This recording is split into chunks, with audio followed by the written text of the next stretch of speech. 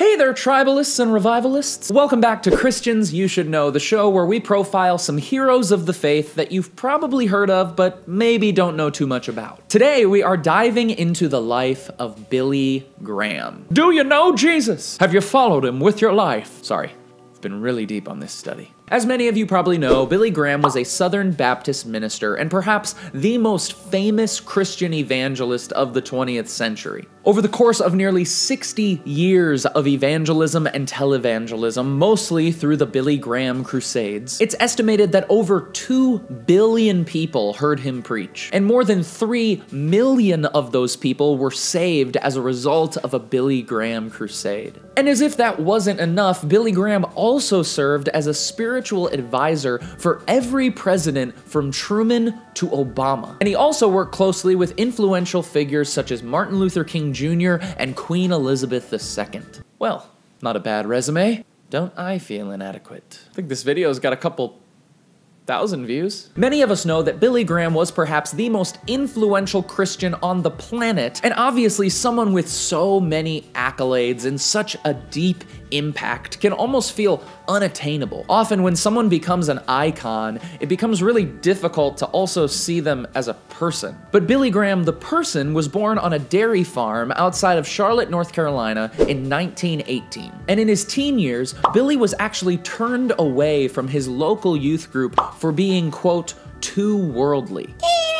You and me both, brother. Graham bounced around to several different universities, nearly facing expulsion several times because he found many of the colleges to be too legalistic. Billy Graham was a rebel. Okay. At 16 years old, while attending a revival led by Mordecai Ham, Billy Graham gave his life to Jesus. Wait, hold on a second. Can you imagine that real quick? Like, you gave the sermon that Billy Graham got saved during? You never know who you're preaching to. That's all I'm saying. But it actually wasn't until 10 years later, with the help of fellow evangelist Henrietta Mears, that Graham accepted the teachings of the Bible as infallible. And then he started preaching. The Billy Graham Crusade was born in 1947, and these events occurred over 400 times in 185 countries over the next 60 years. The length of these events ranged anywhere between 1 and 16 weeks, and attendance ranged anywhere between 5,000 and 2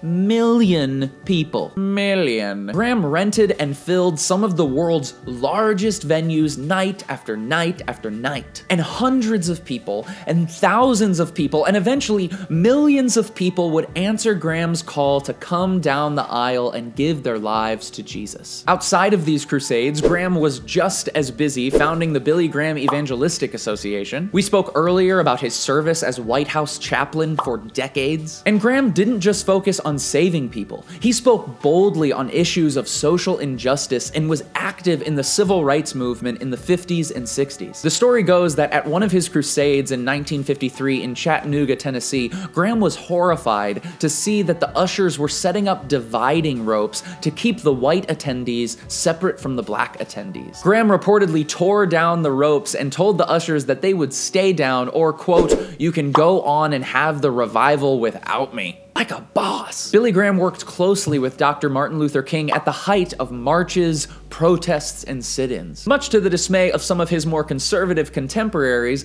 Billy Graham decided to speak alongside Dr. King at the New York City Crusade, which boasted over 2 million attendees. And in 1963, when Dr. King was famously held in jail in Birmingham, Alabama, you know, the jail where he wrote the famous letter, Billy Graham was the one that actually posted bail for King's release. In later years, Billy Graham suffered from Parkinson's, as well as many other health problems that limited his public appearances. And on February 21st, 2018, Billy Graham passed away at his home in North Carolina. Now, the life of someone like Billy Graham is almost too big to imagine. But hopefully you have been as encouraged as I have to dive into Graham's early life to see how normal he was. From struggling with rebellion to wrestling with belief, Billy Graham is a testament to the amazing things that can happen when the power of an extraordinary God gets hold of an ordinary man. His life, an unashamed commitment to his calling, should challenge all of us to that same commitment, however God has called us. And honestly, I cannot think of a better way to end this video